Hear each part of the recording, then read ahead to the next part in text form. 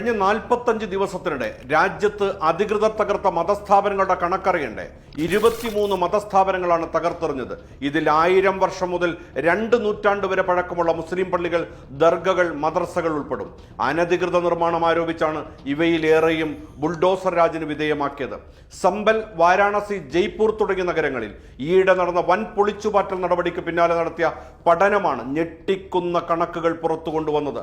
Bulldozer രാജിന്റെ യഥാർത്ഥ ലക്ഷ്യം നിയമം നടപ്പിലാക്കുക എന്നതിലുപരി ഒരു ജനവിഭാഗത്തെ ഭയപ്പെടുത്തുക എന്നതാണ്.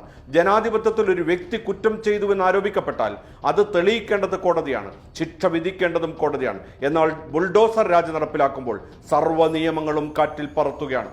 ഒടുവിൽ മെയ് 6-നാണ് ഒടുവിലത്തെ കണക്കിലെ ബുൾഡോസർ രാജ് ആരംഭിച്ചത്. ഡൽഹിയിലെ Mangolpuri industrial area face 2-ലെ ദർഗ് punch പീരൻ എന്നറിയപ്പെടുന്ന മംഗോൾപുരി ദർഗ് പൊളിച്ചു മാറ്റിയത് മെയ് 6-നാണ്. 200 വർഷം പഴക്കമുള്ള ഈ കെട്ടിടം തലമുറകളായി പ്രധാന ആത്മീയ കേന്ദ്രമായി പരിപാലിച്ചു വന്നിരുന്നതാണ്.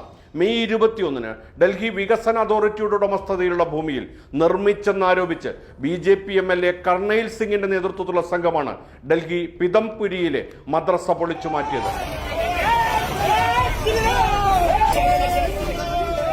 ഫരീദാബാദിലെ മസ്ജിദ് ചൌക്കിലെ പള്ളി പൊളിച്ചു മാറ്റിയത് മെയ് 29-നാണ്.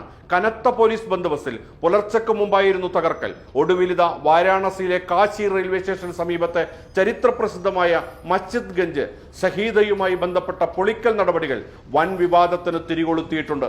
പള്ളി ഒഴിയണമെന്നാവശ്യപ്പെട്ട് റെയിൽവേ ഭരണകൂടം നോട്ടീസ് നൽകിയിരിക്കുകയാണ്. ബുൾഡോസർ എന്ന വാക്ക് രാഷ്ട്രീയ ആയുധമായും ഭരണകൂട ഭീകരതയുടെ പ്രതീകമായും മാറിയത് 2017-ലാണ്. ഉത്തർപ്രദേശ് മുഖ്യമന്ത്രി യോഗി ആദിത്യനാഥിന്റെ ഭരണത്തിൽ കുറ്റവാളികളുടെയും മാഫിയ സംഘങ്ങളുടെയും സ്വത്തുക്കൾ പിടിച്ചെടുക്കാനും തകർക്കാനും ബുൾഡോസർ ഉപയോഗിക്കുമെന്ന് പരസ്യമായി പ്രഖ്യാപിച്ചതോടെയാണ് ഇത് രാഷ്ട്രീയ മുദ്രാവാക്യം പോലെയായത്. തുടർന്ന് അദ്ദേഹത്തെ ബുൾഡോസർ ബാബ എന്ന് മാധ്യമങ്ങളും അനുയായികളും വിശേഷിപ്പിച്ചതും നാം കണ്ടു.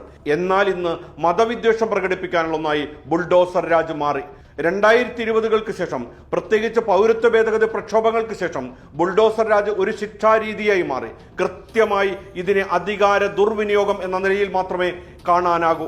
നോട്ടീസ് നൽകുക, മറുപടി പറയാൻ അവസരം നൽകുക തുടങ്ങിയ നിയമപരമായ പ്രക്രിയകൾ പാലിക്കാതെ നടത്തുന്നത് ഭരണഘടനാ വിരുദ്ധമാണെന്ന് പകൽ പോലെ വ്യക്തം. ശിക്ഷാ നടപടിയായി വീടുകൾ ഉൾപ്പെടെ പൊളിച്ചു നിൽക്കുന്നത് ജനാധിപത്യത്തിന് ചേർന്നതല്ലെന്ന് കോടതികൾ പലതവണ ഓർമ്മിപ്പിച്ചിട്ടുണ്ട്. 2024-ൽ ഇത്തരം നടപടികൾ തടയാനായി സുപ്രീം കോടതി കർശനമായ മാർഗനിർദ്ദേശങ്ങൾ പുറപ്പെടുവിക്കുകയുണ്ടായി. വെറുപ്പിന്റെ രാഷ്ട്രീയം തലയിൽ കയറിയ ഭരണകൂടത്തിന് എന്ത് നീതിപീഠം! അതാണിപ്പോൾ ഇന്ത്യ രാജ്യം നേരിടുന്ന ഏറ്റവും വലിയ വെല്ലുവിളി. ശരിക്കും BJP സർക്കാരുകൾ തീക്കൊള്ളി കൊണ്ട് തല ചൊറിയുക തന്നെയാണ്.